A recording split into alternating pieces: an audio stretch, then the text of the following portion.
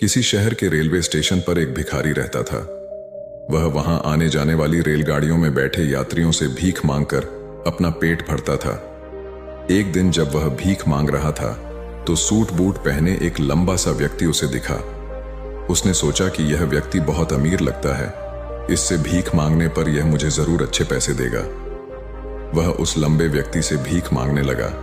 भिखारी को देखकर उस लंबे व्यक्ति ने कहा, तुम हमेशा मांगते ही हो, क्या कभी किसी को कुछ देते भी हो? भिखारी बोला, साहब मैं तो भिखारी हूं, हमेशा लोगों से मांगता ही रहता हूं, मेरी इतनी औकात कहां कि किसी को कुछ दे सकूं। लंबा व्यक्ति बोला, जब किसी को कुछ दे नहीं सकते तो तुम्हें मांगने का भी कोई हक नहीं है। मैं एक व्यापारी हूं और लेन देन में ही विश्वास करता हूं। अगर तुम्हारे पास मुझे कुछ देने को हो तभी मैं तुम्हें बदले में कुछ दे सकता हूं। तभी वह स्टेशन आ गया जहां पर उस लंबे व्यक्ति को उतरना था। वह ट्रेन से उतरा और चला गया। इधर भिखारी उसकी कही गई बात के बारे में सोचने लगा। उस लंबे व्यक्ति के द्वारा कही गई बात उस भिखारी के दिल में उतर गई। वह सोचने लगा कि शायद मुझे भीख में अधिक पैसा इसीलिए नहीं मिलता क्योंकि मैं उसके बदले में किसी को कुछ दे नहीं पाता हूं। लेकिन मैं तो भिखारी हूं, किसी को कुछ देने लायक भी नहीं हूं। लेकिन कब तक मैं लोगों को बिना कुछ दिए केवल मांगता ही रहूंगा? बहुत सोचने के बाद उस भिखारी ने निर्णय किया कि जो भी व्यक्ति उसे भीख देगा तो उसके बदले में वह भी उस व्यक्ति को कुछ जरूर देगा। लेकिन अब उसके दिमाग में यह प्रश्न चल रहा था कि वह खुद भिखारी है तो भीख के बदले में वह दूसरों को क्या दे सकता है। इस बात को सोचते हुए 2 दिन हो गए, लेकिन उसे अपने प्रश्न का कोई उत्तर नहीं मिला था। तीसरे दिन जब वह स्टेशन के पास बैठा हुआ था तभी उसकी नजर कुछ फूलों पर पड़ी जो स्टेशन के आसपास के पौधों पर खिल रहे थे। उसने सोचा, क्यों ना मैं लोगों को भीख के बदले कुछ फूल दे दिया करूं। उसको अपना यह विचार अच्छा लगा और उसने वहां से कुछ फूल तोड़ लिए। अब वह ट्रेन में भीख मांगने पहुंचा।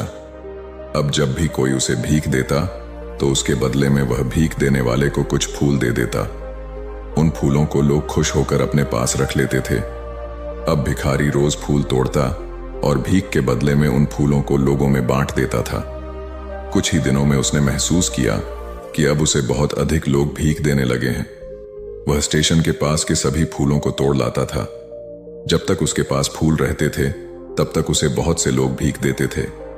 लेकिन जब फूल बांटते बांटते खत्म हो जाते तो उसे भीख भी नहीं मिलती थी। अब रोज ऐसा ही चलता रहा। एक दिन जब वह भीख मांग रहा था तो उसने देखा कि वही लंबा व्यक्ति ट्रेन में बैठा है जिसकी वजह से उसे भीख के बदले फूल देने की प्रेरणा मिली थी।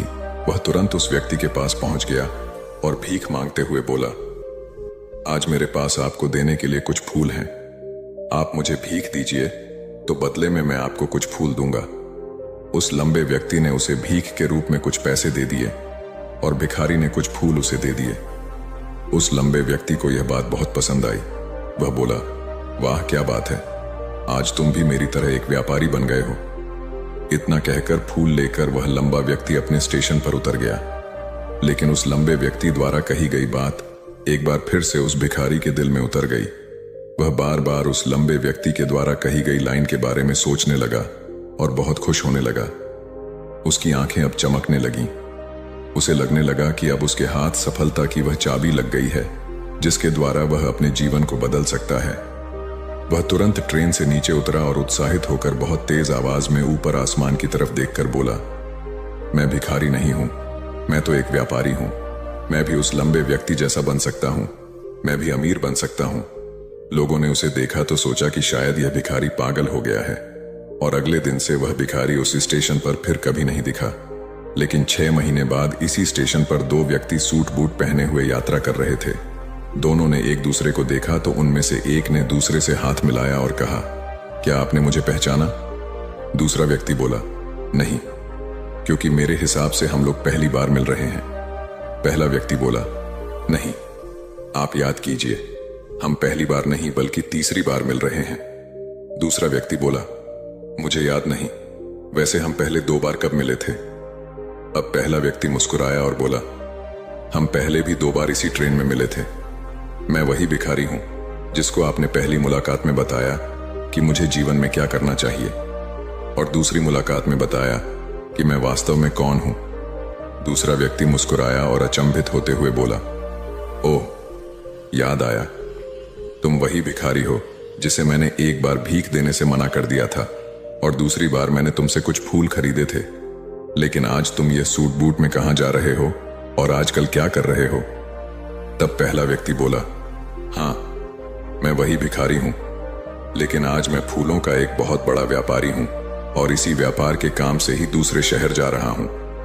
कुछ देर रुकने के बाद वह फिर बोला, आपने मुझे पहली मुलाकात में प्रकृति का वह नियम बताया था जिसके अनुसार हमें तभी कुछ मिलता है जब हम कुछ देते हैं। लेन देन का यह नियम वास्तव में काम करता है। मैंने यह बहुत अच्छी तरह महसूस किया है, लेकिन मैं खुद को हमेशा भिखारी ही समझता रहा। इससे ऊपर उठकर मैंने कभी सोचा ही नहीं। और जब आपसे मेरी दूसरी मुलाकात हुई तब आपने मुझे बताया कि मैं एक व्यापारी बन चुका हूं। अब मैं समझ चुका था कि मैं वास्तव में एक भिखारी नहीं बल्कि व्यापारी बन चुका हूं।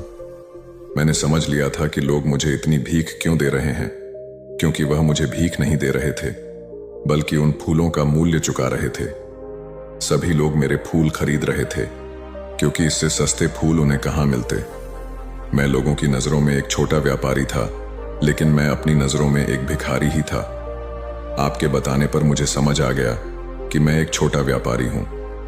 मैंने ट्रेन में फूल बांटने से जो पैसे इकट्ठे किए थे उनसे बहुत से फूल खरीदे और फूलों का व्यापारी बन गया।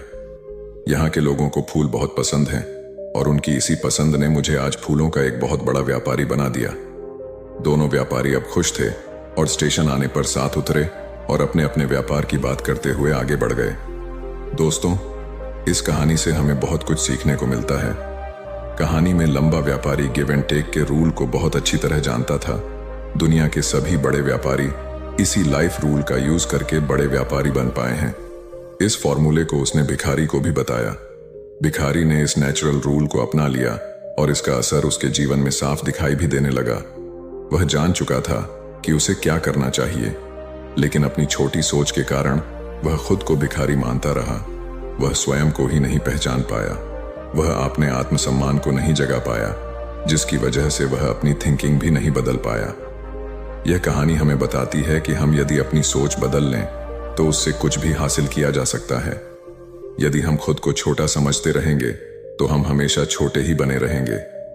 बड़ा बनने के लिए हमें अपने विचारों को बदलना होगा।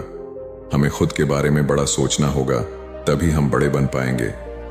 कहानी में भी भिखारी खुद को भिखारी ही समझता रहा और भिखारी ही बना रहा, लेकिन जब उसे पता चला कि वह तो एक व्यापारी है तो उसने अपना विचार बदला। अपने बारे में विचार बदलने से उसका जीवन भी बदल गया।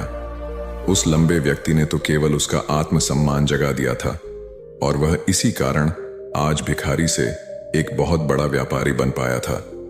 उस लंबे व्यक्ति की बातों से उस भिखारी के जीवन में बहुत बड़ा बदलाव आया। वास्तव में उस भिखारी का सेल्फ रिस्पेक्ट जाग गया था, और सेल्फ रिस्पेक्ट और कुछ नहीं बल्कि हमारी खुद के बारे में सोच होती है।